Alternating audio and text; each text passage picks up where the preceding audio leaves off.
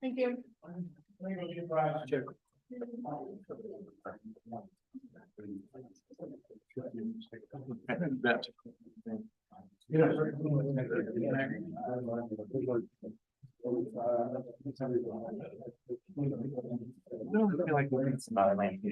Because I have to try to find it. Schedule, I mean, it's a. Stuff like that. It's crazy. I make sure the contracts. By the time I understand. I'm trying for $100. I know, it'll be interesting to see. I don't know. $100 joke, but I think big deal.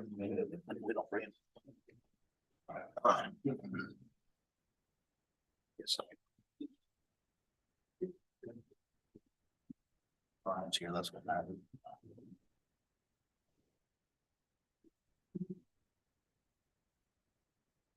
Somebody tell you couldn't bring the dog back? No, I mean, I could have, no, I mean, it's, but I, yeah, she barked last time, didn't she? Fine. Wanted to make her voice think. She did, yeah. It's fine. I just didn't, usually I take her home and grab some, but I was stuck in Bentonville doing something. My dog met everybody in the company by now. Sorry, she was hanging out, coming back behind you guys. Oh, she's fine. Stay right here for a minute. Sorry. Been good. Yeah. That's a win. Let's go ahead and get started this evening with the City of Centerton Planning Commission, November 7, 2023, with a roll call. Brandon Swoboda. John David. Here. Ben Lewis. John Sessoms. Here. Jerry Harris. Craig Langford. Here. Devin Murphy. Here. Joey Engel. Here. Jeff Safar. Here. Did you hear Brandon? Brandon's here. He said here. I heard it. Back there, yeah. I hear something. Next on the agenda is the approval of the minutes from our planning meeting of 10/17 of 2023. Motion to approve the minutes from 10/17/23. Joey, I second. Motion and a second to approve the minutes. Anyone opposed? All right, next on the agenda is the ratification of the admin approvals. There are two.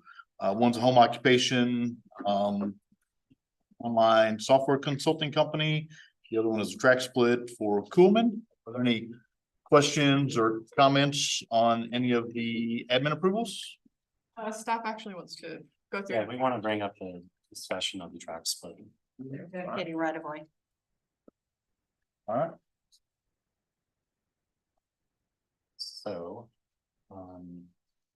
we're doing 40 feet for both Noah and Rebel Road. Both are major collectors under the MSP. It's in the county, it's outside of city limits, and currently the roads are just gravel. This is a 2-parcel split, and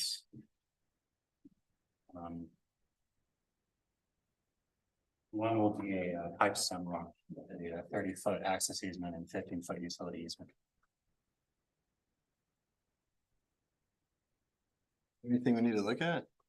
No, I was just more notifying you that there's right of way being dedicated. There's no other questions or comments. I would entertain a motion to approve the admin approvals. This is Tony. I make a motion to approve the ratification of administrative approval. Second. Motion and a second. Is anyone opposed? Under old business, the first item tonight is the Rolando's Food Truck Court. Additional storage for food trucks. It is at 700 West Centerton Boulevard. And I would entertain a motion to bring this item back to the table. This is John, a motion to this food truck court. SI 2303 back to the table. Motion in a second. Is anyone opposed? We heard it. That was it. Diane, do you want to give us an update?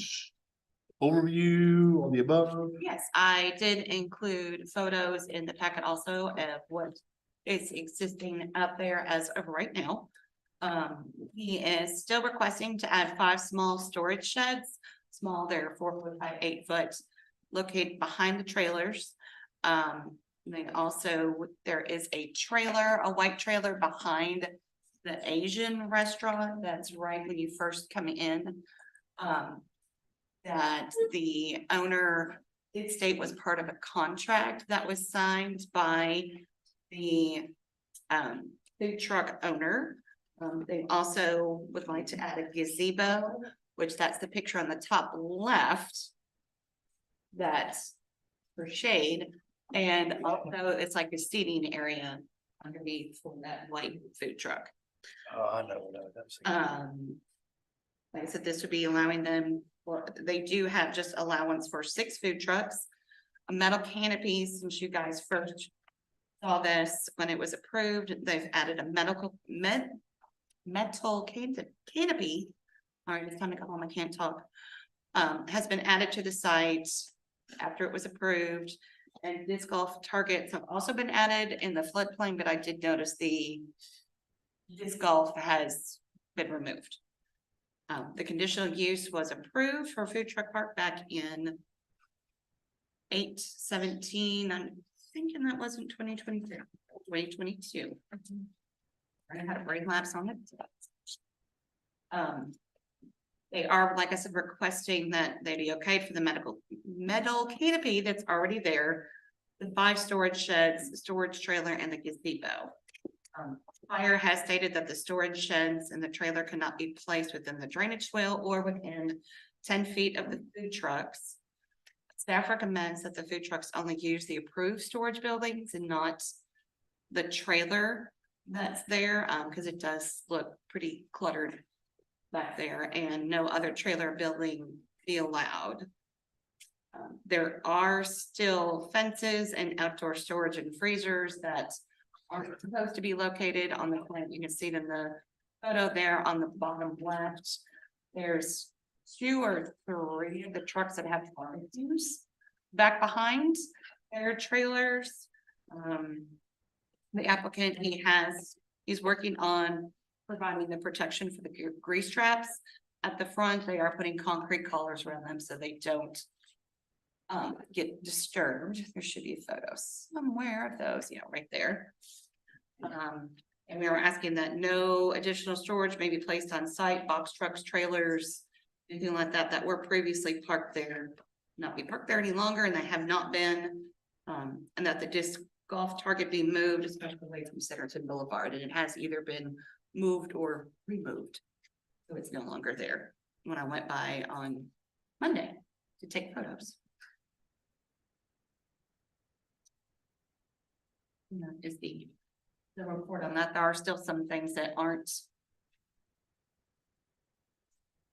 quite right out there as far as, things that still need to be cleaned up and removed from there. And I did have a letter in here also from the owner that did discuss that the white trailer was part of a contract that was signed for that particular food truck. And that the food truck that had a fire in it, they are going to be renovating that, hope to open that again in the next couple of months. And the gazebo at the very back is for shade and for weather, but there's not a top on it currently. It's just a metal frame with swings and a picnic table attached. And that's what I have. Diane, what are the setbacks then? The setbacks are 50 feet on the front. I believe, what are they on the side? I can't remember. And I didn't print out that sheet. Are any of these They're not with any setbacks, no. prohibited Prohibited is, in a setback? Cause it sure looks like they could be in a setback. they're not supposed to be in a setback. They're supposed to be. If the front's 50, then the first food truck is definitely in the setback per the survey, Right at the 50 foot. isn't it? Because that's a 20-foot easement, right? If you double that, that's 40. That's definitely. Yeah, that's the setback line. There it is. That one there.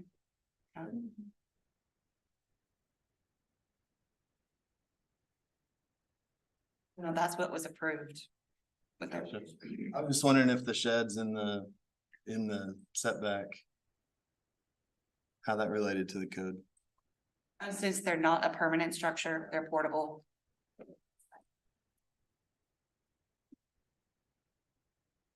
And just like with your single family home, you have a shed. It could be within that rear setback as long as it's not permanently attached. And these are just. That's question one, if they're not in compliance now and they have some things to clean up, would we approve this? And number two, as a condition, could you require them to put a fence along the backside to hide the storage? I was wondering the same thing. I think we But changed. that's how people access that food truck from What? Parks parking lot. That's from that corner though, right? Do you think they could integrate like a walkway through it? No, I thought you meant a fence all the way. Yeah, block the shed and the West back side. of the, Yeah, if you did it the whole length, I think you'd hinder some business because that. I've noticed when I'm over at Harps that you can see a whole line of cars parked over there on the Harps far side and they're doing business with the vendors there. put access. 4 foot, 6 foot. Oh, you put assets, I see that. I agree with I'm that. just, yeah, no, I don't mind that. I was just bringing a point that that's how a lot of customers access. Don't they come in from that northwest corner though?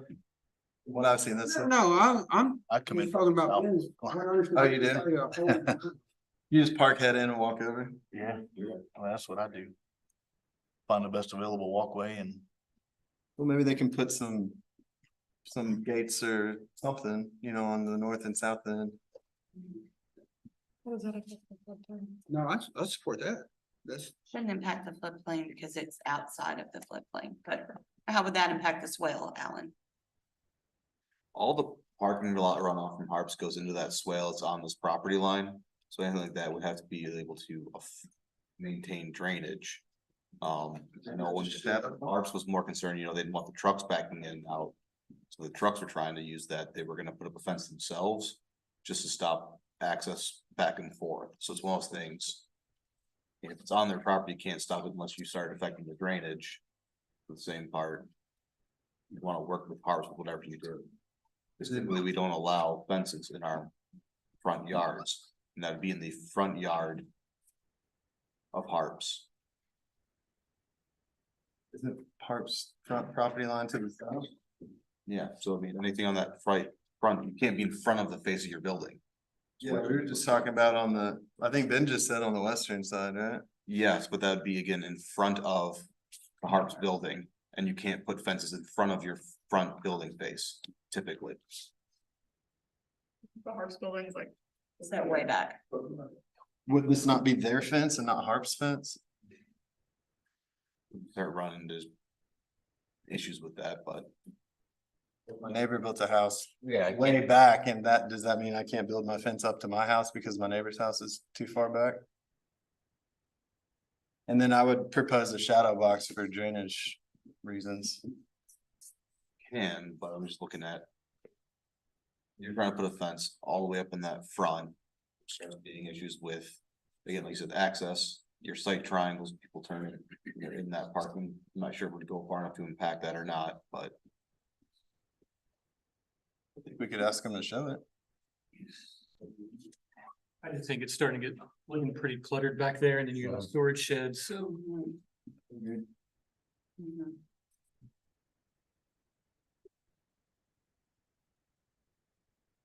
I don't see what the difference is between us asking for a fence to put these sheds in and someone putting a fence around.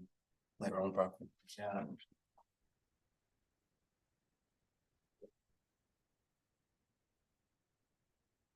So the applicant's not here? The applicant is here. Oh, okay.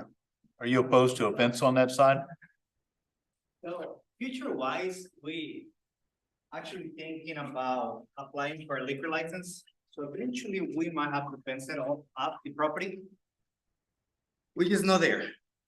We are gonna be submitting some plans probably late April, early May for the proposal, which is gonna be addition to the park, another 4 spots for food trucks on the front kind of like across.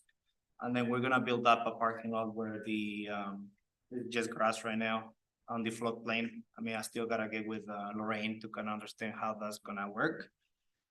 And if we do get approval for a liquor license, I'm assuming that they're gonna ask us to close up all the property. Eventually, we might, I did talk to the owner of the building of Harps, because Harps doesn't really own that building. And he say, eventually he will put a fence. But I don't know. I mean, right now, to me, it doesn't really make the sense to put a fence right now, how it's built up. I think once we do the second phase, I think we're gonna push a little bit. There's the front, that way we have more space so the trucks can like get out easily. But again, I think the storage is just more, like if you own a business truck like that, they're really little, so you need extra space for all your items, your dry items to put in the storages. We find those little storages that they can be moved really easy. But again, I mean, I don't wanna, you guys are the experts, the seat backs and all that, but yeah, eventually, I mean, that's gonna be the proposal for next year.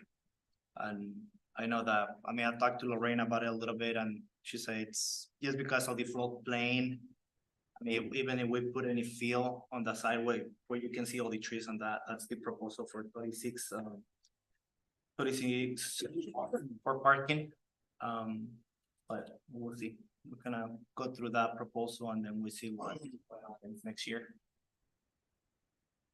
You don't have any room to go any closer to 102 because of setbacks and Yeah, future road widening and yeah, things like no, that. I'm saying more like, so let me. What I'm thinking is like shifting this a little bit this way. And then the other 4 trucks will be right here. This will be closed. We're gonna propose to close this driveway and open the driveway over here.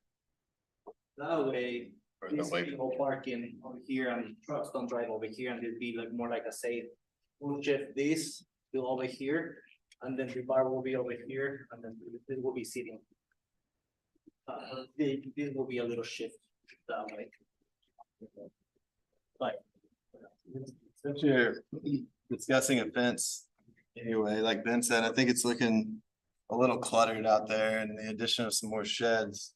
Would you be opposed to a fence just along the western edge? I mean, if that any, like he was saying, we do get a lot of customers that park in Harps and they can walk across from it.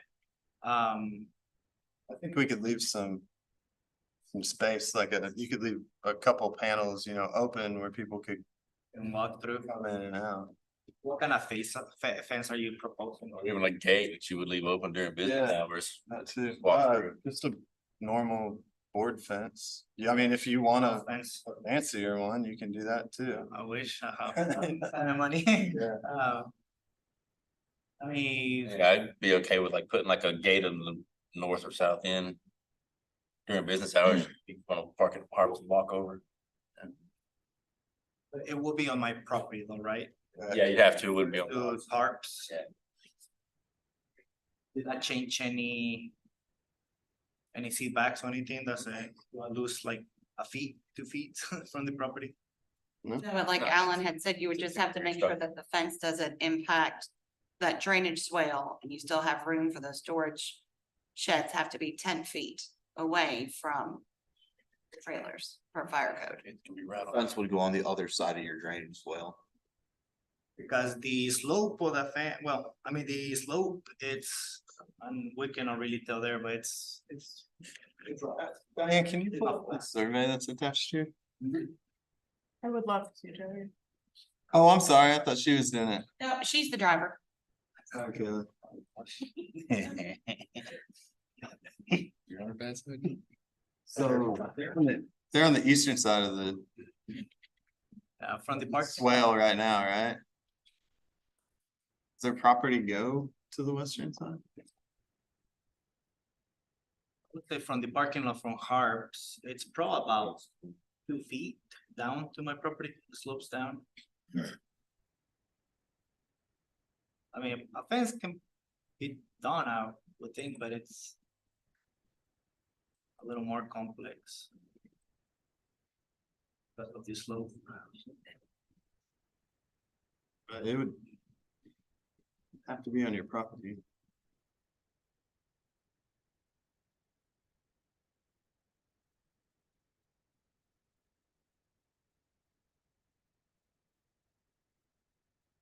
The I mean, property line is that solid line. where's the swale? To the left. To the left, and then it's hard. Dotted line, yeah. It's like you're on top of the bank there. That or if that becomes crazy, I mean, what do you think about like some evergreen? Yeah. Screening? I was gonna say that as a second option, you can do tree screening, but that's probably more.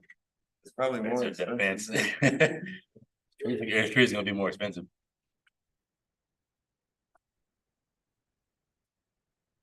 So let's look at an update with probably a shadow box, I guess, according to Joey. And see what that looks like. And I think we're open to either a panel out or a gate. I mean, the gate needs maintenance in my mind, but you may be able to actually direct people to how to walk through. Yeah, Because today they walk through all of them. wherever. So maybe that helps kind of guide people to one or two different spots to do that. So that Parks does a fence, they're probably not gonna have. Yeah, I think as soon as we put a fence, people will know parking Harps anymore. Has Harps, I think they'll park. I think if you leave it open and maybe there's three, maybe there's one in the middle and there's, one on each end or something or in the middle. One thing with that, the owner of Harps, he wasn't really happy. I had a conversation with him a few months back. He pretty much told me straight up to not let like the truck owners park in his parking spot. And I don't. I don't blame him. Like, I cannot really control that. I mean, you listen it to a store and their customers, they do go and shop groceries from you. So I cannot tell them not to park there because they're you cost. And he was like, well, they're not really my customers because I don't own Harps. I'm like, okay, well, sorry. And then whenever he say, I'm gonna put a fence up, I like, go for it. but if that property owner doesn't want, Yeah, maybe it's not good to encourage people to. then you need to. Have a Right. sign or something that says no parking in Harps I parking. cannot control that though, You right? can have a sign on your property that says no parking in Harps parking. There could be no entry through the west side of the. They're customers of yours. Well, yeah, but I'm sure they also would do Harps, like something.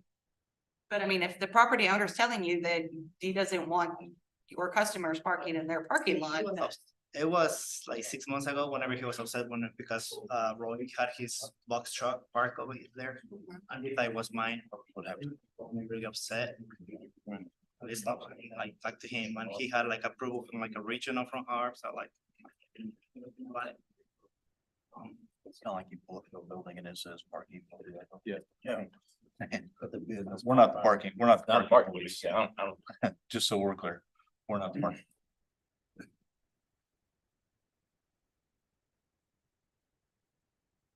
I think a fence helps clean it up back there. Not that we want it to continue to get messy, but I think a fence at least cleans it up a little bit. It directs people, whether they're supposed to park there or not, it at least directs people to a way to walk through, because some people could walk from neighborhoods, right? They don't have to park there. And so I think that helps just kind of protect that and everything. Yeah, I mean, for example, I have a lot of people that walks from the neighborhood from the west to Harps. They don't shop anything at the park, but they still walk. I'm not gonna put a sign say, don't walk through my property. They'll still be able to walk through there and. Right. not to not walk through properties, if you face a property or has issues, your customers parking on their property. But how do we know that they're only well, they're not really my customers. How do we know that they're only food truck customers versus they also go shop at Harps? We're not the parking. Yeah, it's a private matter. That's between y'all. Right. But the fact of the matter is, you should have your patrons park on your. No, I agree. Now, where do the staff for each of the food trucks park? I don't know, I don't control it. I mean, they should be parking on your property. It doesn't, we're not the park with police. I know, but So I'm gonna move on from parking. Something I could have. So Let's move on. So I think we need a note around the white trailer that if it gets destroyed or it disappears, that it should not come back. As far as I'm concerned, because if we allow it as if there's an agreement, he has a contractual agreement. Supposedly, with the food truck owner. Should it be gone by the time we add the sheds? If there's a contract, can we make him do it though, is my question. You have a written agreement with him, I'm assuming? Is that a storage trailer? Yeah, he is told. Why not let that be one of the 5 you're requesting? Aren't we at 5? Yes, so we have 6 trucks, so should it be 6 storages then? This would be the exception, would be to allow that one to remain as it is today because of the contractual agreement. Right. But what I'm saying is if something comes in and destroys it. Or He has insurance. What do you mean destroy it? Like a tornado or? He has insurance. I understand, but if it gets replaced, it won't be replaced as a trailer, it should be replaced as a shed. Okay, got you. you could not return. Oh, yeah. No, yeah, no, and that, I think that's the plan. Once his contract expires in April, I will tell him, you know, like, you gotta have a storage, like a real storage, just to kinda, Are you gonna put another shed there for that food truck? yeah, once he leaves. Isn't that I mean, do you wanna show it on this plan so it's ready to go? I mean, it's not till April, for what, 6 months from now? if you show it on your plan If you're now, you going don't. through have all to of come this back. trouble. Okay, got you. show it on- Go ahead, future now, you don't have to come back, it's already approved. Storage. Yeah. Maybe. We could. It means you don't have to come back then. Right, no, yeah, yeah. Saves you a trip. You don't know how is the expansion of the highway going to affect? Like, is that drain going to be affected? Yep. I really want to put a fence right now and then, you know, get shifted. We don't know when that's coming. I don't know when, but. Have any hard- You should be far enough back. Okay, And if it touches, I'll have to replace it. So, okay. All right. Does that answer all the questions, man? I think so. So we need a fence and in Yes. April, that trailer will be replaced with a shed. Is an option. So there's an option to keep the trailer? I guess I would ask Brian, can we make him legally change it with the client? I guess they could. When the contract's up in April. Right, the contract expired. Contract today with the Asian food truck that says they can have a little trailer back there, which is up in April. If they want to renew it, can he then tell? Well, yeah, he can certainly add terms of the contract to it, to a renewal or whatnot, yeah. So then, yes, I'm fine with that. So that will be a condition. They can stipulate that the next contract can't have this. It's not breaking the current contract, just saying the next contract can't have a trailer. Storage unit.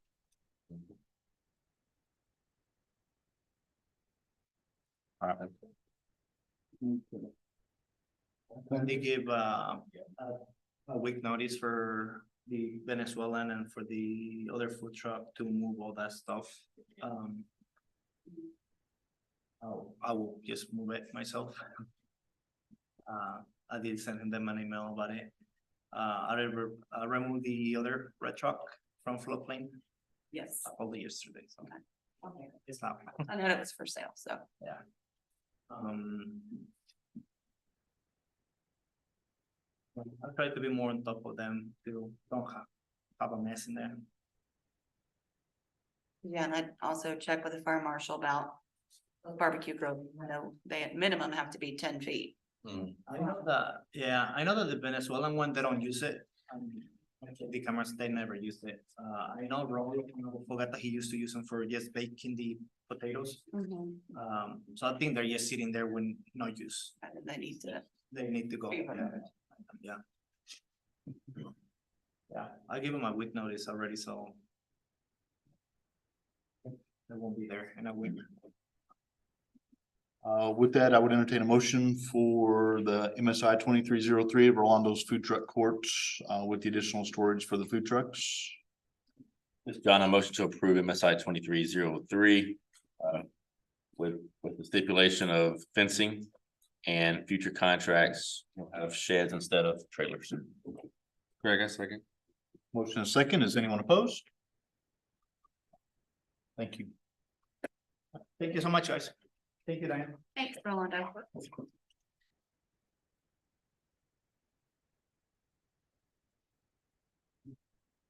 Next on the agenda is Vision 2212 Kenyon Place.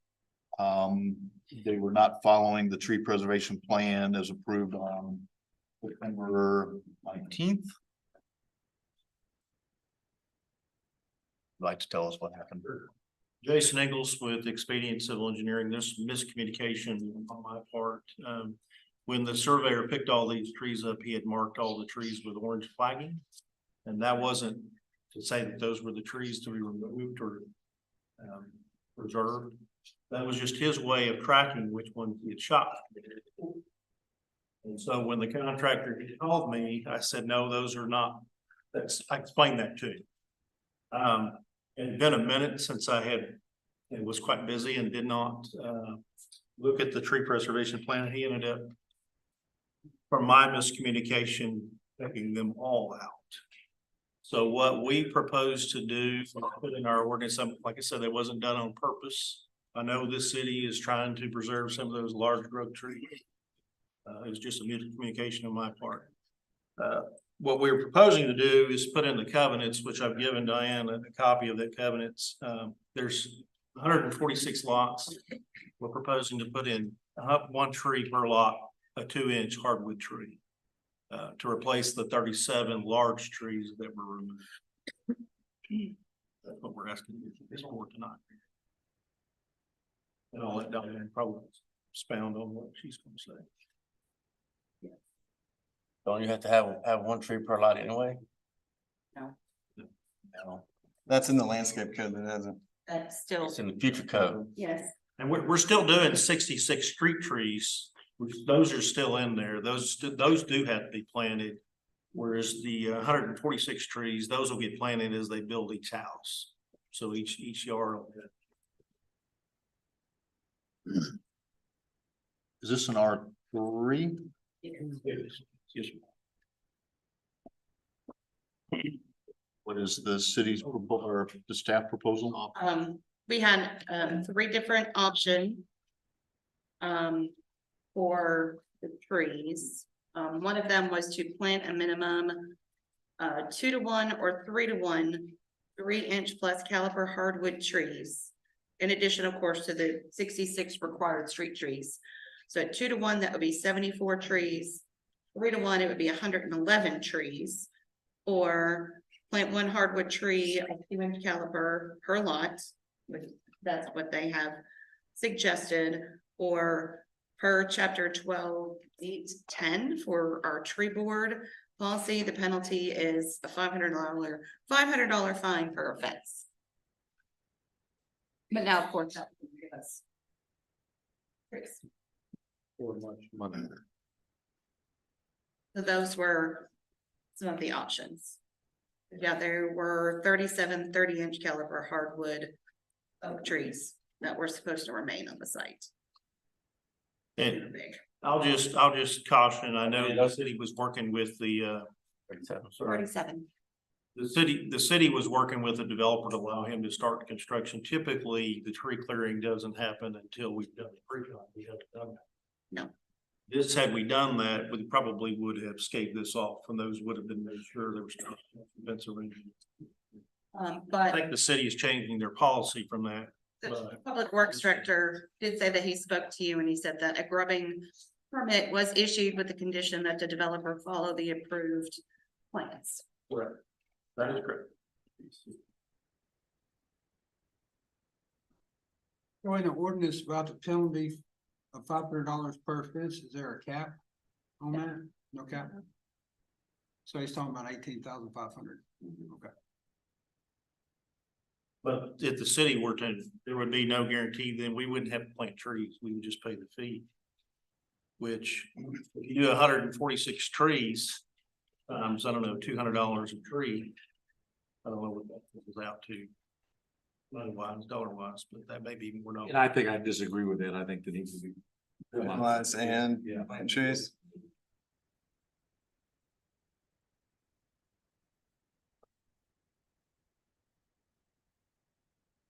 Curiosity, were those trees sold for lumber or just burned? No, they were burned. Burned. So like I said, it was a miscommunication.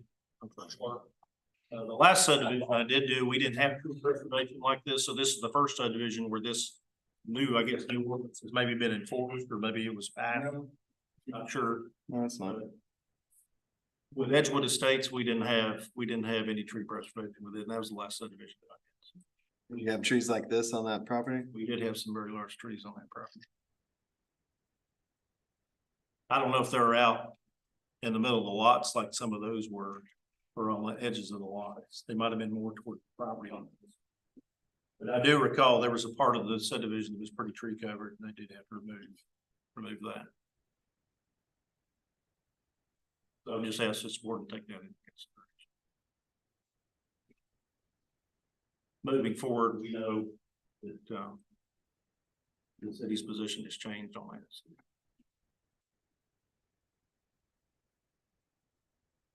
I'm open for discussion on what the commissioners would like to do. We really have a couple options. One is to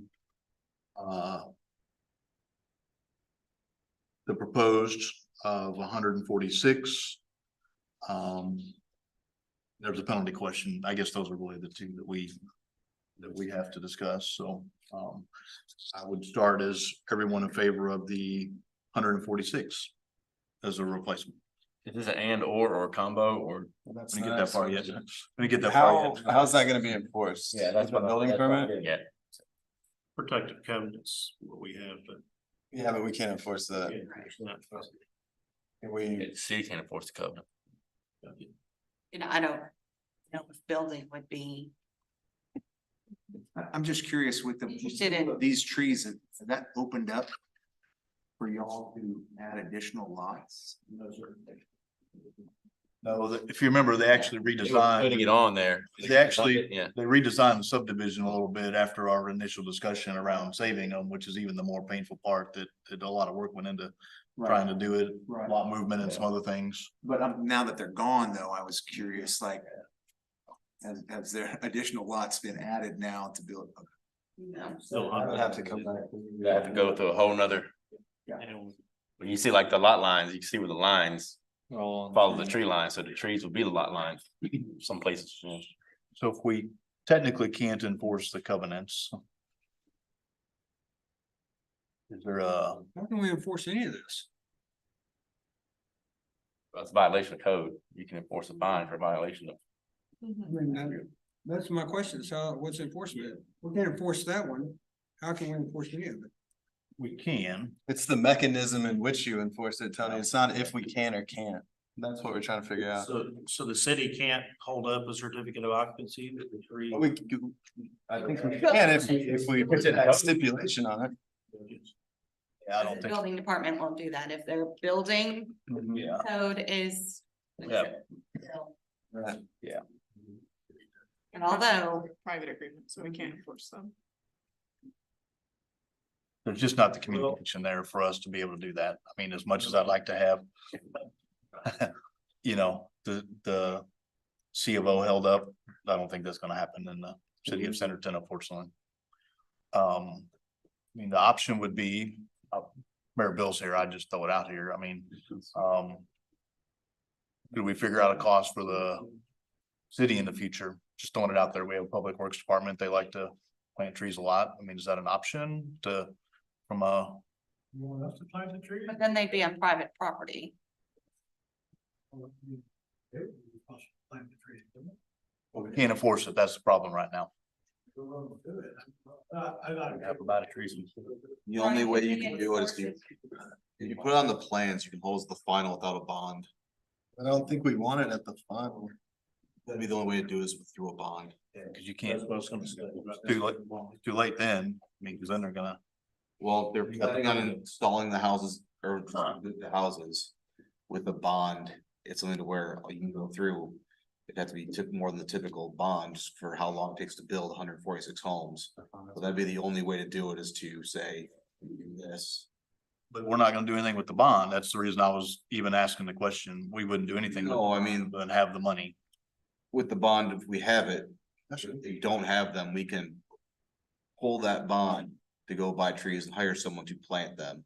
Or Not on private stuff. If it's on private property. So it's the same with, so City of Rogers has a bonding program for their street trees. And the developer has to post bond for those. And if they don't. That's in the right of. Those are in the right of way. In the right of way, that's true. Yeah. I think you put them on the plans. So it's held to it. I think you plan on bonding for it, but like you said, I don't know how you make sure they get installed.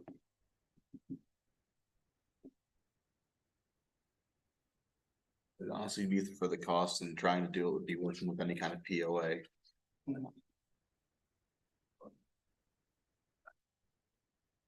Excuse me, I'm Wes Pinkley, I'm the son of the owner. So, you guys probably know who we are, we do a lot of subdivisions in the town. We always plant trees, this time, you know, we love trees. This was an accident, this was unfortunate and, just miscommunication, right? And it ended up with, you know, 37 trees, right? But we always plant trees, even though there isn't a tree ordinance in the city. I've advocated for a tree ordinance. I think it would be a good idea for all the farmland that we're turning into subdivisions. But yeah, we're absolutely willing to do, you know, even 2 trees per lot, and we do the subdivisions ourselves. We don't sell lots. We've got a group. We have a real tight control over what gets built in our neighborhoods. So it wouldn't be you guys enforcing the tree ordinance. It would be me enforcing the tree ordinance because I'm the POA until we hand it over to the neighborhood. Until every house gets built, you know, that's me. So. I get it. And I'd You. love to go by the word, but at the end of the day, if none of us are here tomorrow, somebody has to be responsible for it, and the enforcement part of it is the biggest problem. Does that make sense? Legally, It's more important to me than it is to you because I've got so many trees out there already, you know, I've planted. I don't know. I don't know that they would have been cut down if that were the case. What's that? So I don't know that they would have been cut down if it was more important to you than us. Oh, yeah, well, I mean, this happened in a week and I'm not out there every week, so. It's unfortunate, but it did happen, so. But we're committed to planting trees. I say we show them on the plans. We get a bond and figure out, I mean, internally, we can figure out some way to enforce that. To be planted right where they were supposed to be protected. What? And the trees be planted where they were. They're saying each lot, every single lot. Every single lot when they build, it's gonna get graded, and then you don't know what that's gonna be until it's over with. Yeah, you don't know your plot plans till you do the plot plan each lot, so you don't know. So. I don't know how much trees cost. I don't know what it costs to do all that and stuff. I do see mature trees that people sell and are ready to get in the ground. 1 foot high, 10 foot high, 15 high. Why not replace the 37 with mature trees now in the spots where you cut them down, where you remove them? I mean, that is I possible. would prefer you replace mature trees with mature trees, not little bitty ones that are gonna take years and years to grow up. Three caliper trees aren't little bitty. Okay, I mean, explain that to me. I don't know. Again, I'm not a tree guy, so. Okay, so you go to Walmart and you buy like a $30 tree, that's probably gonna be like a 1-inch caliper tree. It's probably gonna be like as thick as your thumb, Right. you know? And then a three caliper tree is gonna be, 3 times larger than that, and they run about $300 to $400 planted for something that size. So are you open to do a 3-inch rather than a 2-inch? Yeah, absolutely. So up the ante. Yeah, if you're doing a hardwood like a maple or an oak, 3-inch. Yeah. Couple- No pears, no willows, nothing insubstantial. These are gonna be really big trees. My apprehension about placing them where they were. So once we sell the houses, then people may want to put a fence in, and putting them in the fence line or in the back property line. Well, they were already gonna have that issue. Yeah, but they'd be more inclined to cut down a 3-inch tree than a 30-inch tree. That cost you about 10 grand extra. That 30-inch tree. Yeah, I mean, Yeah, if we can place them in the front yard, yeah, well, I mean, and I mean, just based on what I'm hearing. I appreciate your desire to try to convince us that you're willing to be a man of your word and police yourself. But. Yeah, and I don't know that you would do that. So I can't do that based on faith or trust. okay. We don't know each other. But. I think replacing mature trees now. Makes a lot of sense to me. But not a 3-incher. I mean, I'm talking mature tree. That we agreed upon you guys would preserve. So I think once you do that. They weren't gonna be putting fence replacements anyway. I mean, they couldn't, I mean, we asked y'all to preserve them, so I just think, to me, that gets done and we move forward. Well, I mean, you're gonna get a whole lot more trees on every lot with a 3-inch caliper tree than just 37 trees. In theory, Jason, I mean, in theory, we will. So over time. Instead of having. I mean, if we can figure out a way to confirm You're that, gonna have a tree on every, what he's proposing, what Joey Engel said was 3-inch trees. And then work a way to do some sort of bond that would protect the city. Do we not say the caliber, the street trees and stuff? Yeah, but they're in the right of way. Right of way. The whole land. Completely different. Yeah, that's, I think. I would say I would support the 146 trees. 3-inch calibers are a really good sized tree, Yeah. and 5 or 6 years, it's gonna look great when they're, When they. nice and big, like. I think It'll that's make that what- neighborhood mature faster than Yeah. the standard 1-inch that you're gonna get if you're a home buyer. This is gonna Get a get a twig. big neighborhood. Yeah. how do we guarantee that's gonna happen? I think. Well, I think that's internally something to figure out. And I don't know that has to be decided tonight. I think we just want to know what the end result will be. But I do think it's important to get show them on the plans and figure out what kind of trees they're gonna be. Location can change based on house, right? Or driveway. Yeah, I mean. The driveway's here, and they have to move the tree to the other side. We're not- Yeah, but at least you see a tree on every. We're not making them put driveway. We decided not to make them put driveway on the plans, right? Can you have something? Can't do it on the written final. plat? Yeah, but. Sorry, one second. Let me get this in. Driveway is not in the final plat because those are subject to whatever the owner wants, but I'm preliminary to make sure there's room to do it without having a conflict. So Wes just said one thing. Can we put a note on the plat when we go to final plat? Because then it's a record. And I don't know if that's enforceable. Yeah, I don't know that it makes it any more enforceable. Yeah, more than just saying. It's. Covenants. Plat if it's not, you know, punch I'm trying to get them after the final plat. Yeah, if you put a tree in before they build, they're gonna. Talking about. Yeah, it's gonna get- I mean, It's out on that we're one. talking about enforcement, it's way not to file your final plat, is this not? Well, and maybe that's the point. You do that and then you get a bond for it because you know we don't want them at that point. You won't be able to hold the final plat because they can't build homes until it's platted. Right. You don't want to put the trees until the home is built. But if they're on the plat, I will also check with building safety to see if they'd be willing to make sure that those trees are included, because they're shown on the plat that all lots must have one tree 3-inch caliper or whatever. per lot. So I'm in the 292 camp at this point. Which is What's 100, that? which is 146 times 2, which is Wes's latest offer. 146 lots with 2 trees on them? Yeah. Front and back? Y'all decide where they go. I mean, if y'all want to put one on the front, one on the back, that's fine. Okay. Ranch. I guess we're still at the point of like, how do you accept that? Yeah, and I think we worked through that. I do agree that we should put it on the final plat. If you want to include it in the covenants, fine. Just understand we can't enforce those. But they would at least be there as another reference.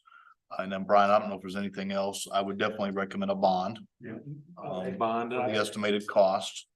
I think code enforcement needs to look into it as well.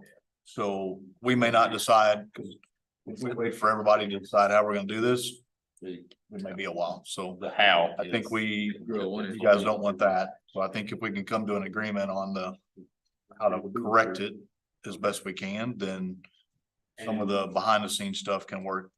If we bond for it, we can waive the penalty. I didn't get that far yet. Okay. So, I mean, I'm not in favor of not penalizing, just because we saw this more than once. And the fact that the work was done for us to change the plats to try to make this right because of the maturity of the trees. I understand mistakes were made, but we didn't just visit it one time and moved on. There were multiple meetings in which we had discussions before it was approved. I'm not in favor, but it's not just my vote. So that's my next question to the group of commissioners, is what are their thoughts on the penalty? Okay, so. Well, and I think on the penalty, I think what needs to happen is code enforcement needs to issue citations for that based on my recommendation, and we can deal with that in district court. So that would be a code enforcement? It's a code enforcement issue, correct? So he needs to cite. Yes, code enforcement. Okay. All right. So is everyone in favor of the 292, which would be 146, 3-inch caliper, per lot? Hardwoods. Yes, they Yeah, would be stipulate hardwood. hardwood. Do we need those? Do we need those updated on the plat to have that to carry through to the final plat, or are we comfortable? Yeah. So I would recommend some location, understand it could change a little bit. And also on a note on the final plat as well. And in the covenants, even though we can't enforce them, is another reference.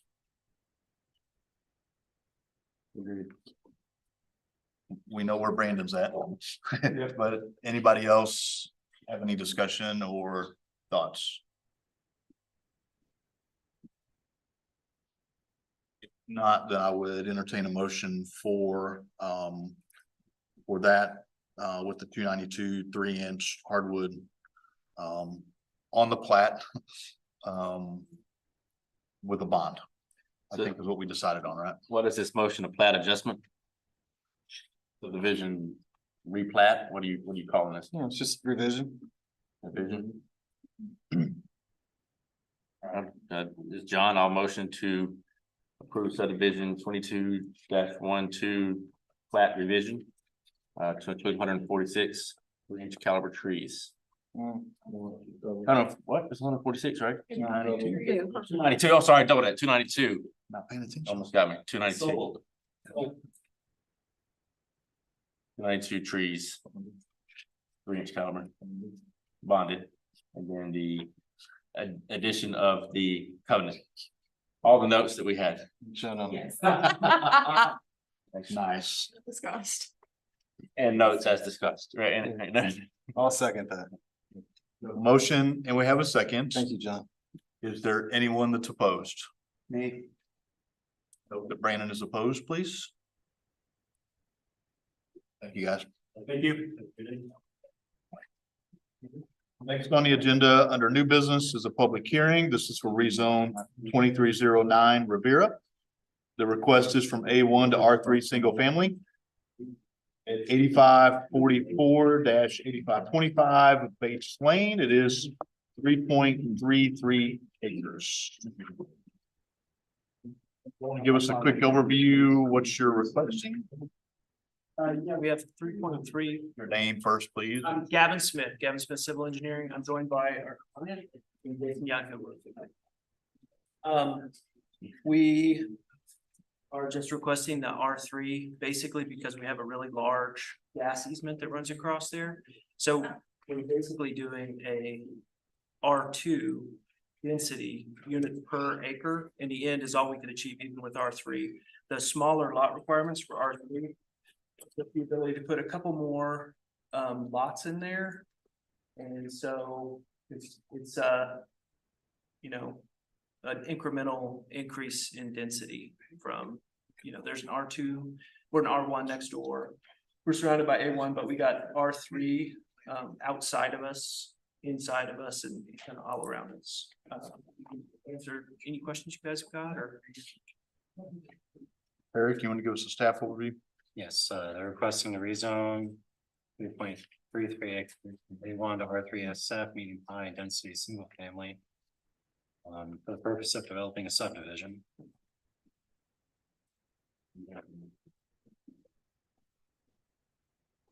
It's off of the Bates Lane, which is a local road. It is currently underground. It's currently gravel. There's no paving. Within a third of a mile. So. R3 would require a sewer line to be run. And the nearest connection would be about a third of a mile from the north of the subject property. There is water servicing the property. So on the adopted land use plan, the area in which it resides is consists of a land use medium high dense or it's medium high density, which is, you know, between 7 and 11. They're expecting 7 and 11 in this land use. The zoning code limits density of R3S up to about 6 units per acre. So it's somewhat consistent with the land use plan. In the surrounding area, it's mostly surrounded by agricultural with an R1 low density residential directly adjacent to the south. And so the nearest development the Huber Place coming in at R3SF to the northwest. And then there's another parcel to the southeast is on R3D. And then there's Edgewood Estates and Shirley to the north, that's R3SF as well. So even though it's got medium high density developments or development coming in, it is not necessarily compatible being around agricultural land use. So it's not exactly compatible in the immediate area. And so, yes.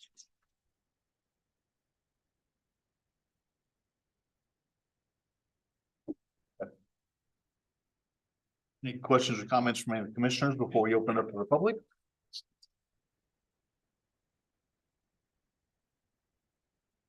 All right, this is Joey. I'll make a motion to open the public hearing for rezone 2309. Second. Motion and second to open a public hearing. Is anyone opposed?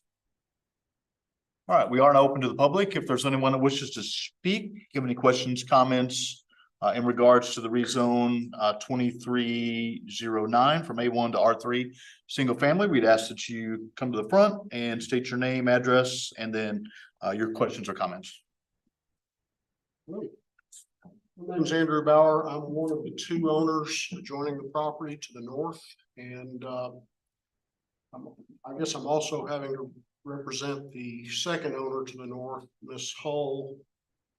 She's in the final hours with one of her parents, so I'll address you personally at a later date.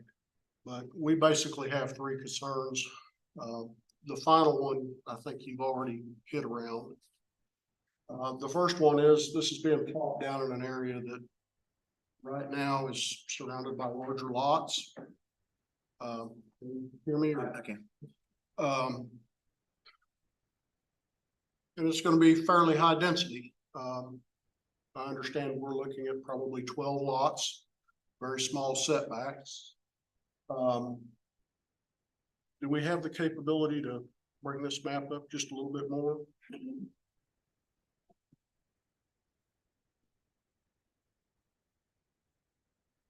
This would be my lot. I joined by a corner. This would be Miss Hall.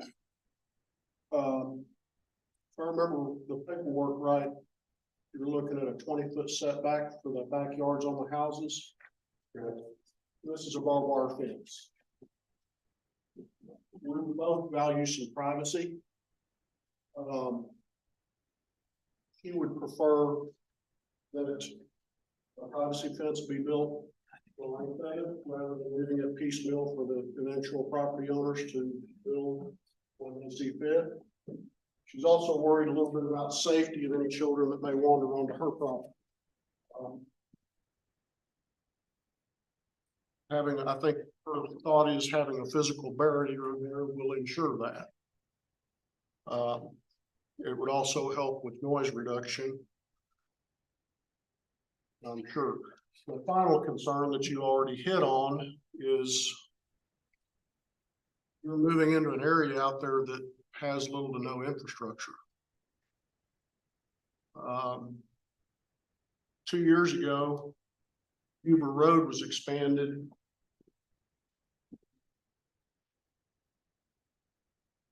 from this curve to the east. Within the next 6 months, I would say traffic tripled, if not quadrupled. We get people routinely using that road as a shortcut. Some of them I know are coming from the children's shelter and the subdivisions around it, traveling at in excess of legal speeds, let's put it that way. My end of the road is narrow. Every spring I end up having to go out there and fill in the holes from the school bus driving up in my yard so that they can allow another vehicle to meet them. I've not heard any discussion today or tonight about the duplex rezoning that's been done at the end of Bates Lane, but my conversations with the mayor have involved that along with a possible exit road out the south to Motley Road, right? But I understand there are no plans to pave that. There are no plans to improve Huber Road. So the three of us along that section of Huber Road don't really want to eat our dust during the summers with a shovel. We'd like for something to be done regarding access improvement and retain what privacy we can until we sell the property or otherwise rezone it in accordance with your long-range master plan. We know it's coming, but we'd like to have peace and quiet until then.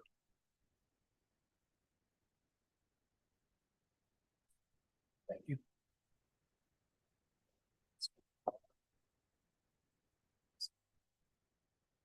Anyone else that wishes to speak in regards to the rezone 2201. Back up 2309 Rivera from A1 to R3 single family.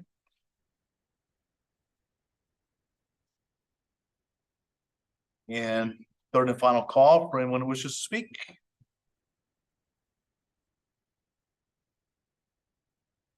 With that, I would entertain a motion to close the public hearing. Greg, I make a motion to close the public hearing for rezone 23-09. Second. Motion is second. Is anyone opposed?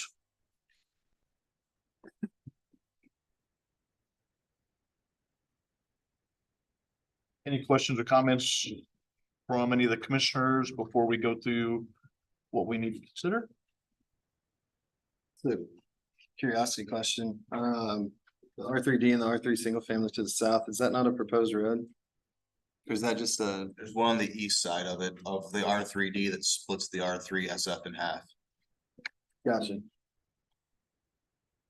There you go. Thank you. There instead of.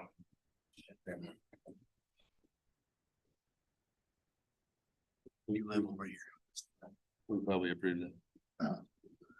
All right, I'm gonna go through the questions that we need to ask before we consider the rezone. The first is the rezoning consistent with the adopted comprehensive plan, including the adopted land use plan? If not, why? And I do think that the density is consistent with the adopted land use plan. Does anybody disagree with that or any discussion or comments?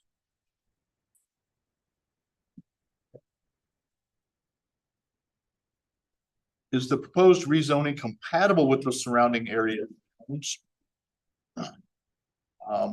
Understanding that this could probably go both ways, in my mind, it's a soft, zone next to larger lots.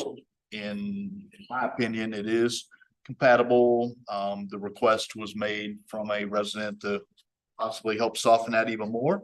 But in my mind, it is compatible in a good transition, but open it up for comments or thoughts from any of the commissioners in regards to that. I would say I would feel a little differently if there weren't the R3 single family and the duplex sprinkled in here. This was 1 3-acre chunk in the middle of nowhere with no utility infrastructure. I think it a little tougher sell. Anybody disagree with that? Repeat that one more time. So Joey just said with the others sprinkled in already, Typically this. Oh, okay. the R3. So it's not out there by itself. If there was a plat out there just with no infrastructure at all, then he probably wouldn't feel as compelled for the compatibility piece. Would all the permitted uses in the new zone be compatible in this location and surrounding areas? And again, I think the single family piece of this, from a transition perspective, makes it, compatible. And again, open for discussion or comments in regards to that. So I have just a quick question for clarification purposes. So currently next to it is zoned R1, correct? Correct. The rest around it are currently zoned agricultural 1. Correct. We have residential 3 up the road. Residential 3 single family up the road. On the future plan, That whole area is R3, I that think. whole, High, Commercial, high with commercial frontage. commercial along Tuckin. That's why I was asking, why do we put the road over there and not? I mean, I see it. so the future plan is calling for medium high density for that specific area, yes. not low high density. Yeah, the orange is the Yeah. yellow is the low. Correct.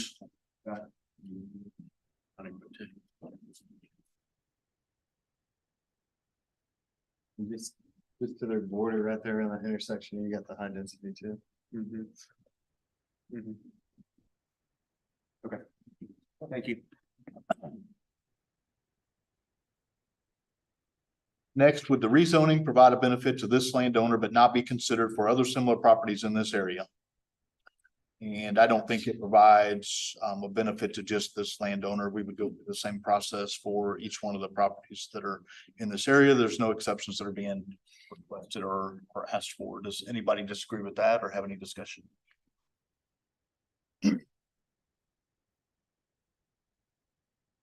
If the public is opposed, why are the objections based upon factual information relating directly to this request or opinion-based? Does any factual information presented apply to this rezoning situation? And technically, we'll consider it two here tonight. Thank you for representing your neighbor. The compatibility, this is kind of that soft into it, if you will, from a large to a small. Brandon, to your point, the entire area is kind of planned for that. As Joey pointed out, there's some others that are sprinkled in. So it wasn't as much what I heard wasn't as much of there's going to be residential. It's how do we soften it a little bit was really the request in regards to that. And then the second piece being infrastructure. There was some infrastructure. This was pointed out to the north on Huber, but there's definitely no infrastructure. I don't disagree with that. There's no infrastructure in place at the moment to necessarily support that they're going to put some homes in here. There is a road today, that gets people in and out. And of course, I think it was requested or asked. There is a road that's proposed over on the duplex part of this as well. And then the last request was, can we consider some mechanism that would require a privacy fence that would be along that northern edge of the property, which was a potential request from the resident that's not here this evening. So that request would not be pertaining to the rezone. That would come through. Correct. Yeah. Large scale, right? We're not. Correct, but it is noted at least. Request has been made, Yeah, and so the request has been made. So there will be additional meetings if this gets approved. There will be additional meetings in which we review similar to tonight, whenever the previous one, when we were just talking about the plat and the trees and some other things. There will be meetings that we'll talk about the development plan of the actual property. And at that point is when we would have a reminder to ourselves and or any residents that are near that can we work with the developer to put a privacy fence on that northern part. Also keep in mind, they're here tonight, along with the engineer, so they've heard it as well. So hopefully when we see it, we won't have to remind ourselves and it'll actually be on there.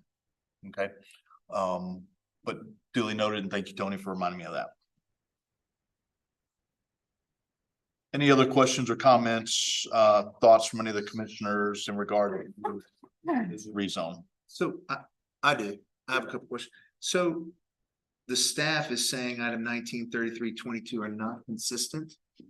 What's the Comprehensive plan. comprehensive plan alignment? I don't understand. I don't understand that. We get a little clarification. So I would tell you, Brandon, that this is probably on every one of them. Because not that it's not compatible or consistent per se, but what it says is we fill from the inside of the city. Right. And then work our way out. Right. Which is on every single one that we look at and we review because people are not flocking to downtown. Right. They're trying to develop on the outside where there's actually available land versus that inner circle, if you will. So that's the reason that it's almost every single one that we look at says the same thing because of that. And that's the reason why. It's gonna be very hard to only develop next to something that's already developed. And I think the intent on that is to reduce sprawl. So it taxes infrastructure, whether that be roads, utilities, everything like that. So, if you have to extend sewer a third of a mile, for this. That's a third of a mile of sewer line that's really not gonna have a lot of use. So by putting this in, it's not that you're against or not recommending this, you're just saying we would, I mean, you're just saying it's just not consistent with how we would like it developed, which is from inside out. Correct. Okay, thank you. Great question. If there are no additional thoughts or questions, I would entertain a motion for rezone 2309 Riviera. Road request is from A1 to R3 single family, 8544 to 8525 Bates Lane. Ms. Craig, I make a motion to approve rezone 23-09 from A1 to R3 single family. Joey, a second. We have a motion and a second. Samantha, if you'll do a roll call for me, please. Brendan Swoboda, Yes. Rodney Davis. Yes. Ed Lewis, Yes. John Sessoms, Yes. Craig Langford, Yes. Devin Murphy, Yes. Joey Engel, Yes. Jeff Safer. Yes. Guys, good luck. We'll, see you in a little bit with the fence.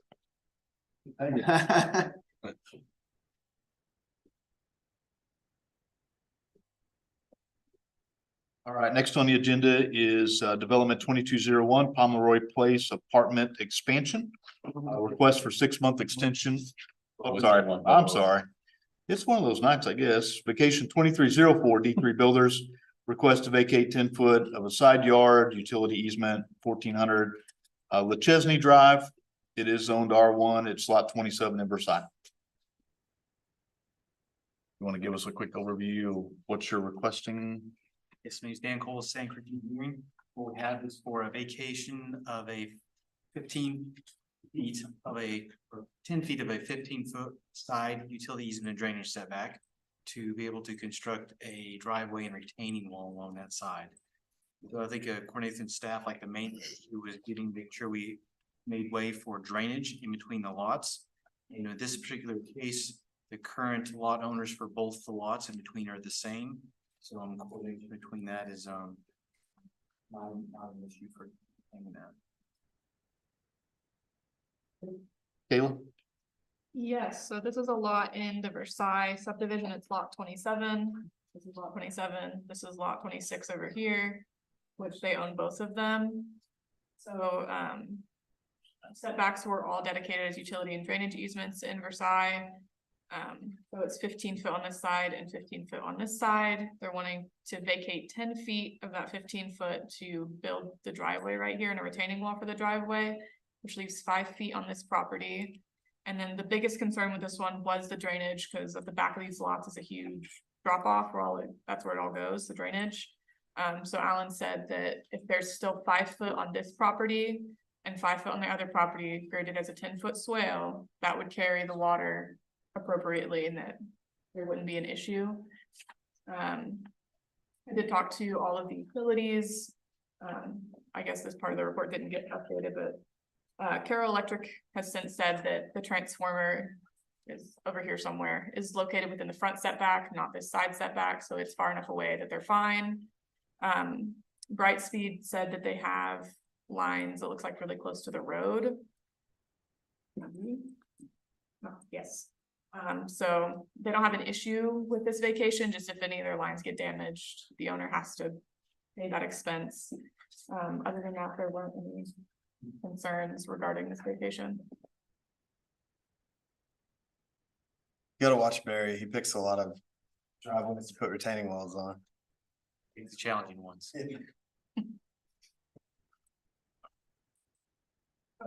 Also, we did receive responses from one of the neighbors, Matthew. He didn't have any concerns. And then Richard Howard also had no concerns. I don't think we got a response from Chad and Melissa, but they do still have till next week in their comments, because the actual public hearing is with city council. You guys are just doing a recommendation to them. Centerton Utilities, I guess they also are ours, but they're also franchise. They didn't have any concerns with this as well, as long as they have that 8-foot minimum distance from the existing hydrant. All of the notifications are sent out. Notifications are met. Cancel. Question, are we gonna do this on the other lot as well? No, he's checking. his head behind. Okay, I was gonna suggest that we do it all together, but that's fine. So it's just a double lot. No. You have a, No, it's two lots. But I bet the house is oriented differently on the other. one. yeah, so you can use the driveway without the easement, okay. Although the last one in here, we actually denied. If you remember, they wanted to put a house that didn't fit, Yeah, just as a reminder to the group. Well, Our footprint does fit inside the backs. I understand. It's better than the last one that we saw. Was it on this piece of property? No, but it was in Versailles. it was that same street, I think. All right, sorry, I digress, but, all right, are there any questions or comments from any of the commissioners? If not, then I would entertain a motion for vacation 2304 D3 Builders. To request to vacate 10 foot of a side yard easement at 1400 Lechesney Drive. John, I motion to recommend approval for vacation 2304. Second. Motion and second, is anyone opposed? Thank you. Next is development 2201 Pomeroy Place Apartment Expansion, request for a 6-month extension. Public preliminary approval expired on 10/4/2023 to 4/4/2024. 589 North Main Street. It is zoned R for multifamily. George is on Zoom. You should be able to talk. Yep, I'm here. You're just requesting an additional 6 months. Yeah, we had the sewer capacity issue that I'm guessing the entire city had, so, I mean, at this point, we finally got an approval, so all we gotta do is extend large scale. And then that gives our property owner enough time to get financing and get under construction. Thank you. Eric, anything to add? I can go through it was just a addition of townhouses. Or a kind of like a 4-unit apartment building. With a density of 18 units per acre. And then it will have access through the parking lots of Pomeroy and then off onto Main Street. Be serviced by Pomeroy's existing utilities. And the one thing that wasn't included with the previous approval was screening. And so that's something we can include in the approval of the extension. Screening where? Along the south border. Is the park, yeah.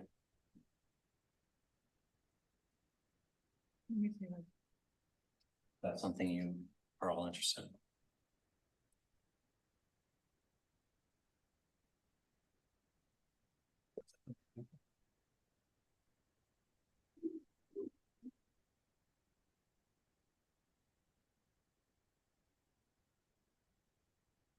What's in that part? Can't say I've ever been there. Woods. Oh, there's nothing. It's It's a property future. owned by the city for future park. Yeah. Oh, it's woods right now. And it's gonna be a apartment, I mean. Mhm. I'm not sure it helps, does it? I'm not sure. That was my point. Yeah, I don't know if it would hide anything. 1-story apartments. Excuse me, I'm sure they're gonna do a fence, right?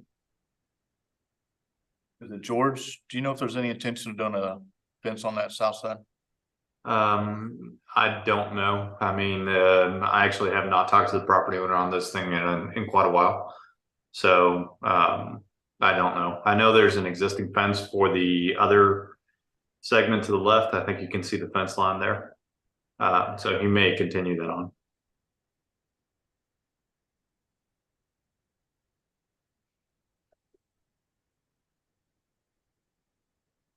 I think it would, I mean, it would add some privacy, but. I don't know if we could do it as part of this, but is there any construction plans to replace the actual Pomeroy sign that's on Main Street? When it's melting?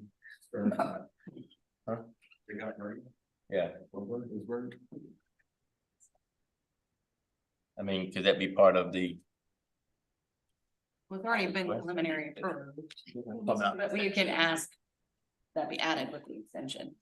So what are the commissioners' thoughts on extending that fence down?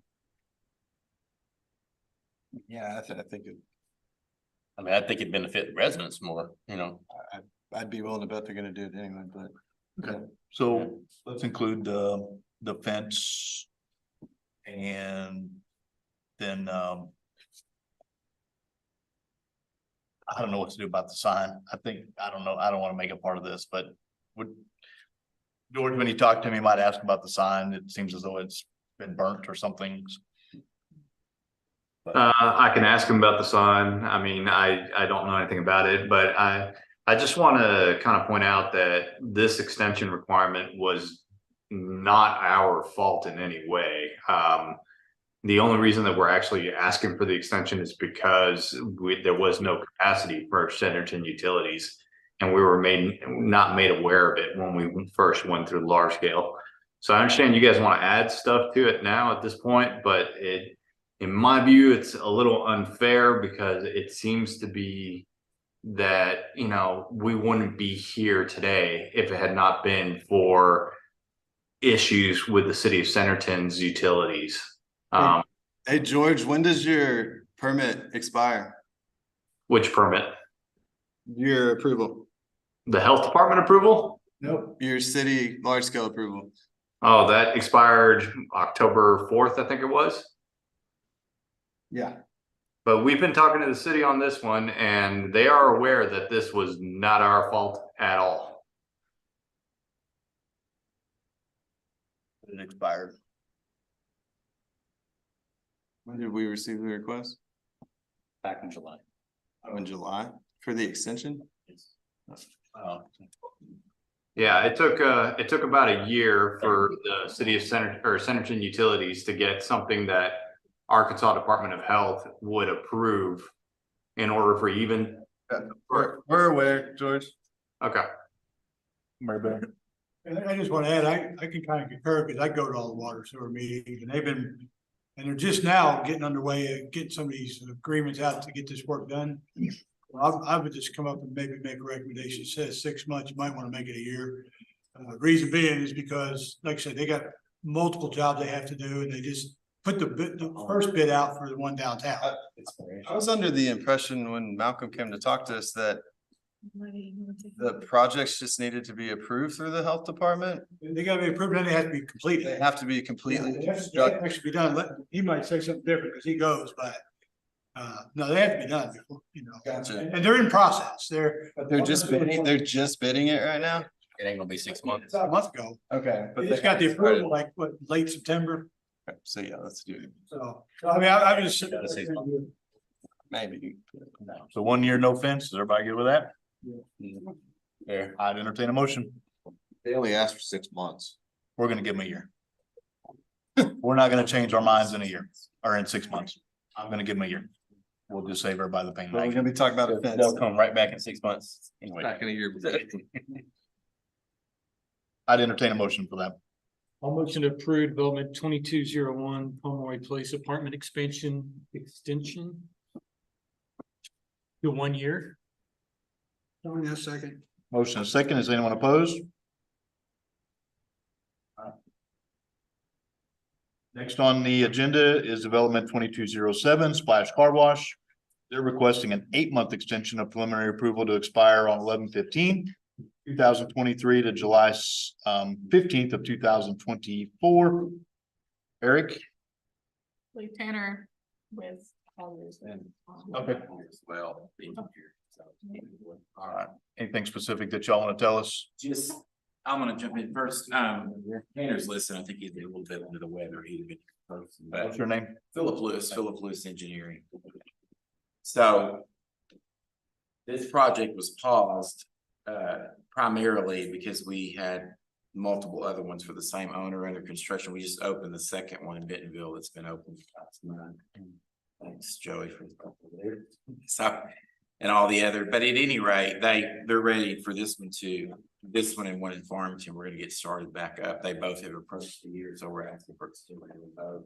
Primary reason was, we all know, the economics had changed.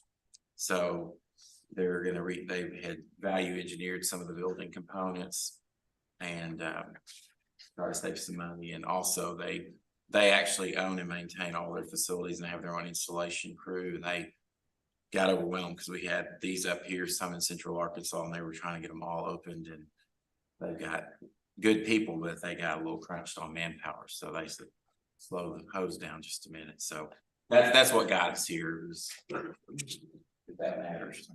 Anyway. Number 8, you've included 234 foot of privacy fence along your north property line. Yes. That was quick. Eric, anything else to add? Sure, I did put on the report, the term of extension would be 6 months. Do you want to add that to a year? It was 8. We asked for 8, but we'll take a year. I haven't heard anything. I think it's different. Are they gonna? It's a different circumstance. They're not gonna get caught up in the water and sewer issue, are they? Unless there's something we're not aware of, that would be news to us. They didn't extend, they probably don't have to extend water or sewer, and the health department doesn't approve their plan. I thought So it was. you haven't been actively seeking out to try to get construction started.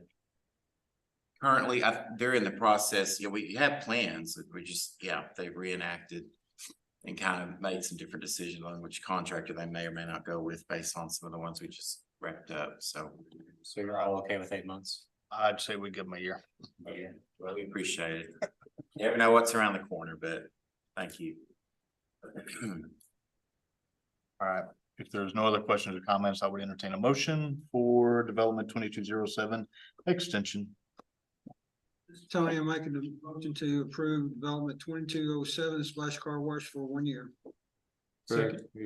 Motion and a second. Is anyone opposed? Thank you, guys. Next on the agenda is PUB 2303, the elevated water tower preliminary plans at 14231 West Arkansas Highway 102 West. It is zoned A1 and it is 3.5 acres. How are you tonight? Pardon me, Jeff Denhart with Engineering Services. Give us an overview of what you guys are requesting. Sure, so we've got a development application in for the Highway 102 Water Tower project. We came before you previously for a conditional use. It was approved. I think there was one stipulation under that approval that it was contingent upon some landscaping being added to the project, which we've submitted with this application. I did see there were some comments regarding the landscaping though. Because I'm waiting on Outstanding other comments before I send everything to you, so. So we had shown landscaping to be added along the northern fenced in area and then along the western fenced in area. We did not show any towards the east or towards the south.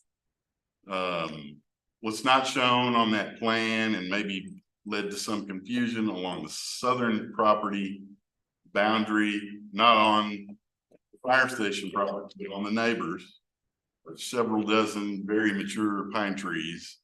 Those are probably 40 to 50 feet high, and maybe as many as 3 dozen of them along through there. So in my estimation, it provided ample screening, which is why we didn't show any there. And then to the east is, basically open pasture land. We weren't sure there was a need for screening there. We are happy to provide screening all the way around if that's what the city chooses. This project is being paid for with city money. It's ultimately up to y'all. We're happy to comply with whatever you want. I know how much we got no trees, but there's no point putting them on the north side. There's already a fence there. That's the fire station property for that. So you're just screening a fence.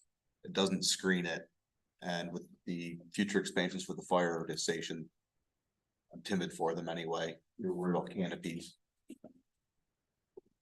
There's some construction going on out there right now though, right? Awesome. Is that the fire station side or is that water tower side?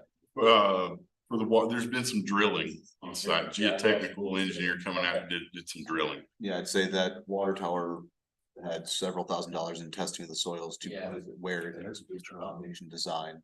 Pretty much see where it's gonna go, right? The tank is gonna be sitting on a deep foundation, piers that are gonna be founded into the bedrock, and they've been doing some drilling, exploring what depth would be those piers. Well, if it's where it's been drilled and stuff now, yeah, you're probably a little bit further south than that, but you can't see it. I mean, it's That area it's- between the trees are big enough to screen. They're not gonna screen the fence and all that. Oh, the south side, I was more with the north.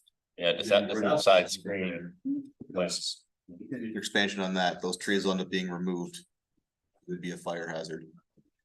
So this kind of goes back a little bit to kind of what we talked about before. We got a 100-foot water tower, I'm assuming. I don't have the. 165 foot. I would be more interested in like the street trees. Yeah. Than the screening. The south side of that property, you won't see it. Well, there's an argument. But to be it doesn't made screen there from the street that, at all, yeah. You know, they don't own those trees, so they could go away at any time. What sort of fence is proposed? Chain Chain link. link with, 3 strands of barbed wire across you, basically security fencing. We did, I think we did say opaque in the, did we not? We decided chain. I thought we put opaque in the last, that came through. I think you guys, it was in there and I think it came out for some reason. Was it chain link with tree screening? Yes. Chain link with We may have done trees instead of opaque. You guys did. And now we're coming off. Now of we're coming trees, off so trees. we go on. Yeah. And I would assume that. I'm with you. I'd rather have street trees at least. Yeah, I would rather have street tree. Go back to the site plan to show where the water lines are.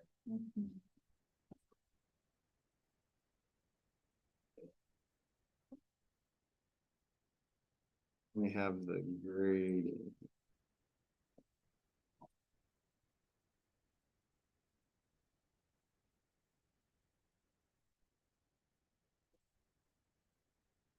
Yeah, just have the site plans.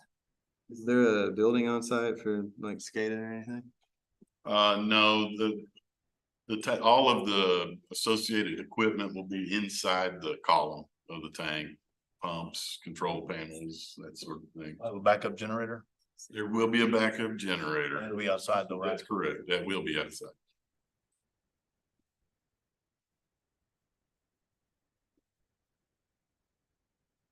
Why would we not want more coverage? Because there's nothing there and it's 160 foot tall. No, yeah, that was more. Yeah, you really can't. You're not gonna hide anything that you're gonna put 160-foot wall. So if we put them over, along the road, you at least get some trees on the road. Little barrier. Yeah. And anything on the north side, which is What's that say again? anything on the north side, the left that will be taken out by the fire department. It's a fire hazard. They use that for training over there. So if trees there aren't gonna last, they'll burn, so they'll take them out. So really there's just one property owner then next door? There is one property owner to the south that did come Yes. when it was here for a conditional use. And That's there's the one- currently not a structure there. But they do own the property and plan on building a house and an accessory dwelling for his father. Right. And they were concerned about, the proximity to their property line and screening. But that's where the current trees are. It's all on their property. It's already. like- Else's property. Yeah, and that was the one. On that person's property you just discussed. Yeah. It's not in the city. I mean, there are more trees south of that property as well, but And they there don't is have any currently- trees on their property they can control. There are currently no homes located on that property.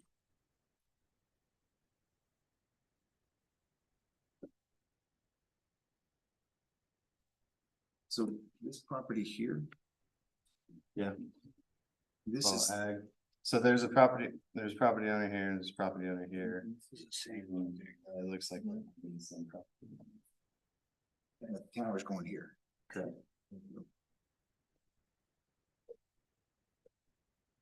What do you think? I'm just thinking, I mean, Are those street trees?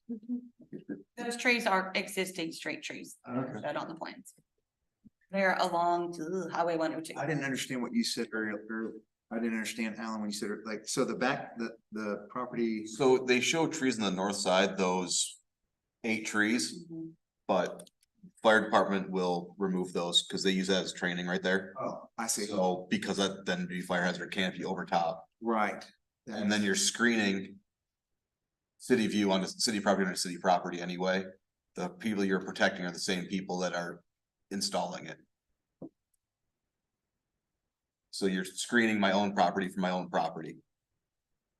So having that screen on the north side, trees there don't make any sense. I was just thinking about that, the agricultural piece behind it. To the east. Just thinking of them, because I mean, that property owner south of them has got his trees, and then you said you're gonna take out the north trees, so. You could put some in the east. I just think about, I mean, I know I enjoy. Well, the only way, you can't really put them on the east either because of the water line itself. That's the main water line going on the east side. So in order to put them in, you have to be off property. Well, you could. You are not gonna be able to put trees anywhere near that water line. What? Oh, that's on the east side? Okay. Because if it's not on the water line, you have ditches going around to control the Big runoff. black line. Oh, I see. Okay. Really not good practice plan. Oh, you're preaching to the choir here, but, you know, there's typically a minimum, and normally it's 5 or 10 feet, so. But I understand. I mean, you might be able to by sitting around the property line, on the setback line, Yeah, that's what I was thinking. but I think the biggest thing would be street, if you got through all that, street trees. There, at that point, you're. there's existing. I thought it was already there. Some street. There are some existing street trees already. They're twigs. Oh, they are? Yeah. So maybe there's an inventory factor to that, and then maybe there's a hardwood component that comes back as a replacement type thing. If we do an inventory or something like that, I think would be the biggest thing. We're proposing to preserve all those street trees, no removal there. But are Yeah, they truly trees or are they a bush? I think that's the biggest question. They're trees now, they're not very, large trees. Yeah, I'd be a fan, just being a good steward of that area and thinking about our neighbors. I'd be a fan of maybe beefing up the trees up front on the street and on the east side of the property. I agree. Just, again, we're happy to provide whatever it is y'all want, just some consideration, there is overhead power along there. And so, We could do evergreens. I mean, we don't have to do 40-foot oak trees. Right, that's what I was thinking. I was thinking evergreens. Yeah, just. I wasn't thinking oak. But they do have all of, yeah, they're the tall, thin evergreens that grow really fast. Like Green Giant. That are right in front, yeah. Oh, okay. I didn't even see Whatever that. they're called. I didn't see that either. Yeah. Yes, emeralds, Arborvitae. yeah, that word. You don't want to say the botanical name? I'm sure not even want to get near that one. Accident. So, Yeah. I think you take these ones from the north and just rotate them and move them to the east. That's what I would do. Yeah, I agree with that. Oh, nothing's getting out, it's just rearranging. Put them inside the fence line. Mr. Mayor, how much that cost? I mean, you wanna put them on somebody else's property? You can't. Yes. I'm just trying to think what you're trying to screen if you're putting them inside. I'm not wanting it's complicated, guys. I'm not either. Simple, put some evergreens there, try to I think we're trying to be consistent, Alan. Don't know what that's gonna be. I'd say I'd be more into seeing them, push towards the street if you want to have them there. Not on the east boundary. Just because you're inside the fence, you're really not, what are you screening if you have it inside the fence? Yeah, I'm assuming the evergreens are gonna be Get at least 20 foot tall. And the fence is 8 feet. So you're trying to screen what they're. You're inside the fence. Yeah, I see what you're saying. You're not gonna screen the fence. You're gonna screen the bottom 20 feet of the tower. There. That's not make or break.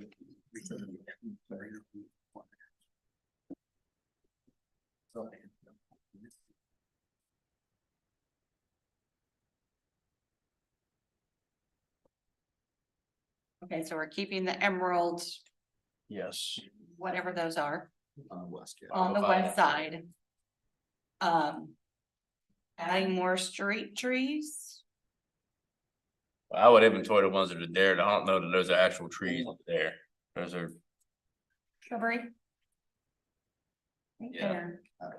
I think it'd be easier just to say what we're looking for instead of having them inventory some trees and just then. move, you saying just move those 8 trees, whatever's in the street Uh, on the north side? Good. I think there's also a component of people driving on the right of way that, you know, visually.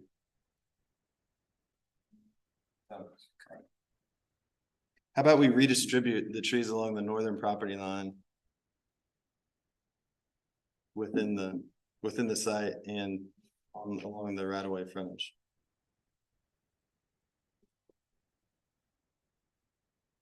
That fair? That work? Yeah, great. If the city's paying for it, you can get 8 trees on a tree day. If we. Sure. On a free tree day, you can get 8 of them. Inside. Bring your driver's license. Bring your driver's license and water Bring bill. your driver's license, you be all right. Water bill, right? Could I raise a point? Just offering a suggestion out here. You know, Parks and Rec could potentially come in and plant trees for a lot cheaper than. Right. If you contractors. talk to them real nice, then they might be able to do that. Right. They're on the plans and we don't say who has to install them. And it is city property. That's literally. We will be, Any- if the contractor does it, we'll be paying a premium. You might want to talk to Parks Department before you bid it and maybe you can work something out. Maybe Malcolm can work something out with them. Maybe that's not part of the bid. It's not. It's not. We don't necessarily care who they come from or who plants them. Because they're there. I'm just thinking about being prudent with the city's. money. And we're thinking about consistency, you know, I think what's good for the goose is good for the gander too. And I don't think it's a good look when you construct a city funded project and you don't follow the same rules that you make everybody else do. I mean, if this were an Arby's, we'd make them do it. I mean, all the way around. So on that east side is just a 8 foot. 6 foot chain link fence with 6 foot chain link fence. barbed wire. With barbed wire, Oh, 3 strands across the top. You can't climb the water tower and paint it green. So with you, Dave. and I'm in favor of evergreens on that side. I'm with you too on that. Sticking my guns. Arbor, Triad, whatever that. name Well, is. what are these called right here? Skinny ones? No, what are we proposing on the north side? And I would prefer. a White, low- eastern white pine? Eastern white pine. Or John Deere green. I think you can put some of the, I think a few of those, put them here. Yeah. Scatter them throughout the site, maybe put a couple up front and call it a day. Okay. Now, up front, there is you can put them outside the easement though, for the overhead, so you should be able to clear that too. I mean, you could probably put 4 along that back, like 2 in the corner and 2 up in that corner, just. Outside the water line, so it won't impact it. Where's the generator? Is that the stuff to the south there? Yeah, the generator will be south of the new driveway extension. You know, in order to save money, I agree with all the tree discussion. We not put on the plans, trees to be provided by city. And that will save you money on the bid. Absolutely. There you The go. project's already been bid. If we add trees, it will be a change order. Requiring our developers to do. We're putting it on the plans. It's just that in order to help lower or I guess value engineer the plans that the city will provide the trees be provided by city, Who's gonna do that? Mayor. not us. Utilities. Yeah, exactly. Now you're dipping into people's budgets. There you go. Oh, no, come out of utility. Mm-hmm. They have 25 people, they. To your point, though, I mean, it goes out to bid per plan, they're gonna be paying several hundred, if not $1,000 more. For something that we could do inside the city or city utilities. And that's why I recommended you work with Malcolm and figure out how that's gonna go down. Yeah, they can do it. Yeah, I think don't want water rate to go up. All right. Diane, you're the messenger. Yes. Ain't going higher. I have all my notes. All right. Is there anything else for the water tower? I would like to know if we do put trees along the eastern edge, it'll potentially cause some maintenance issues for the water main there. Keep them 10 foot off, they'll be okay. I see Malcolm improve trees about 3 foot off his water mains all the time, so he'll be all right. Yeah, these aren't deep rooted trees. Those pines and arborvitaes, those aren't, But duly noted. yeah, I mean, you can even keep them outside the easement. they're not very deeply rooted. All right. Swift storm. If there's not anything else, that I would entertain a motion for the 2303 elevated water tower preliminary plan.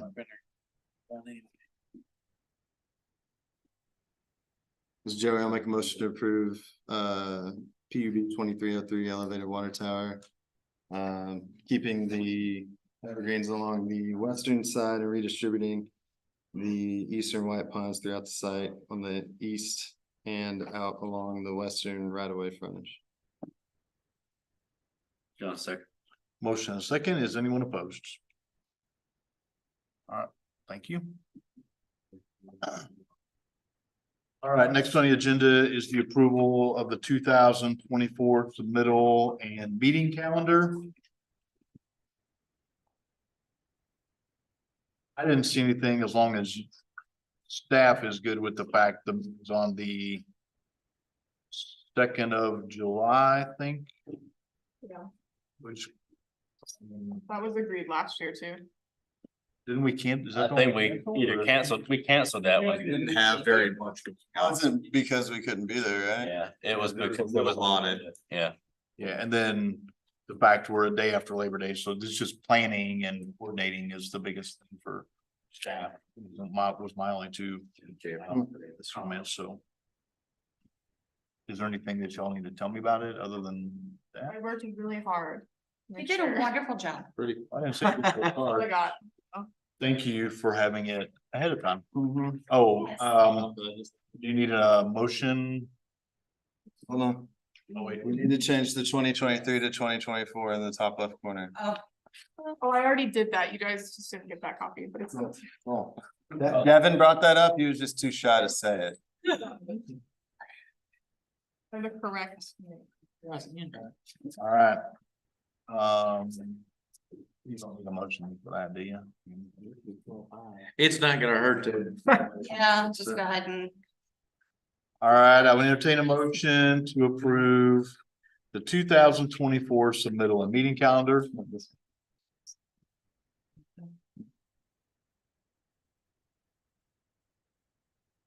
Do it, Brandon. I make a motion to This first one. 2024 meeting calendar. Yes. Go. I'll take that second. I'm not in Oh. Is there anyone that's opposed? You gotta figure it out on your own how to make it. This is green to more of a fuchsia. All right. There's some training on 11/8. Next council meeting is 11/14. Our next meeting is the 21st. Let us know if you can't be here. And there's a tech review on the 16th. The APAC training actually got moved to April 29th. I don't think you guys can sign up for that one unless you took 1 through 5 though. All right. Sorry, November. I don't know. All November. right. It's the wrong calendar. Ignore the announcement on the APAC training. Anything else from staff?